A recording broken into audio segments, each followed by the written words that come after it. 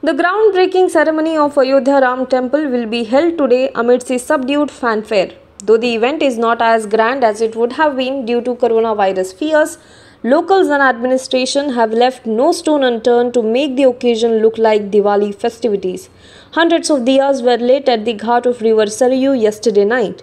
Prime Minister Narendra Modi will also attend the function today. Modi will first go to Hanuman Gadi temple. The entire temple was sanitized in view of coronavirus threat. Security around the temple has also been increased. The chief priest of Hanuman Gadi temple, Prem Das Ji Maharaj, said that it is a proud moment for them. He said that we will honor Prime Minister Modi by presenting him a turban and Ram Nami Pataka. He will also be given a silver coin. A platform has been set up for Bhumi Pujan in the Sri Ram Janmabhoomi Trust premises. Only 5 people will be present on the dais. Prime Minister Modi, RSS Chief Mohan Bhagwat, Uttar Pradesh Governor Anandiben Patel, Chief Minister Yogi Adityanath and Maharam Nritya Gopal Das, who is the President of Sri Ram Janmabhoomi Tirtha Kshetra Trust, will be present on the dais. Ahead of the Bhumi Pujan for the Ram Temple in Ayodhya, the All India Muslim Personal Law Board on Tuesday said that the Babri Masjid was and would always be a mosque. Citing the example of Hagia Sophia in Turkey, AIMPLB tweeted that the land was usurped and further termed the judgment as majority appeasing. It tweeted, #Babri Masjid was and will always be a masjid. Hagia Sophia is a great example for us. Usurpation of land by an unjust, oppressive, shameful and majority appeasing judgment cannot change its status. No need to be heartbroken. Situation don't last forever. #It's politics. Meanwhile, AIMIM chief Asaduddin Owaisi said that the Babri Masjid was there and would always remain so.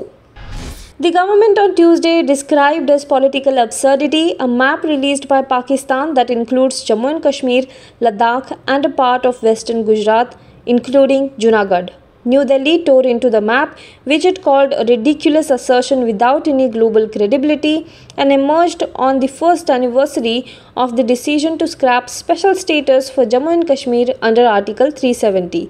The map was released Tuesday evening by Pakistan Prime Minister Imran Khan.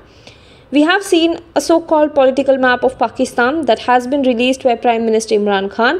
This is an exercise in political absurdity, laying untenable claims to territories in the Indian state of Gujarat and our union territories of Jammu and Kashmir and of Ladakh, the government said.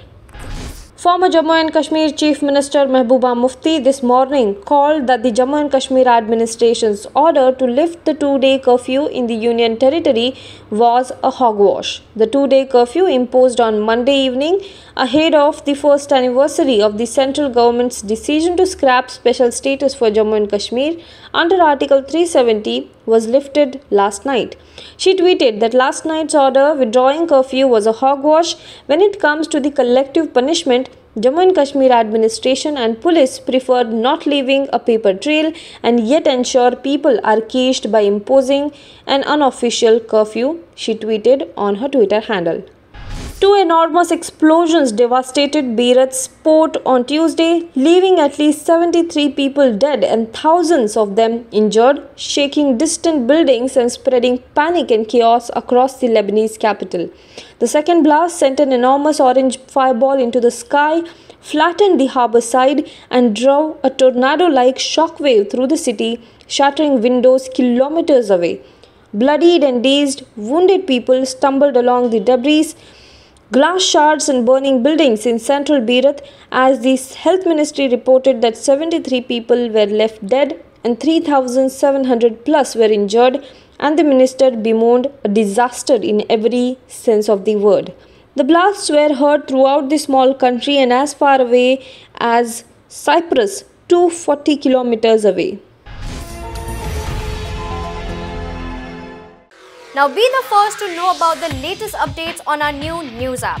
Go on your Android or iOS, search for HW News Network. Download our app, choose the language you prefer to get updates in, and be up to date with the latest news.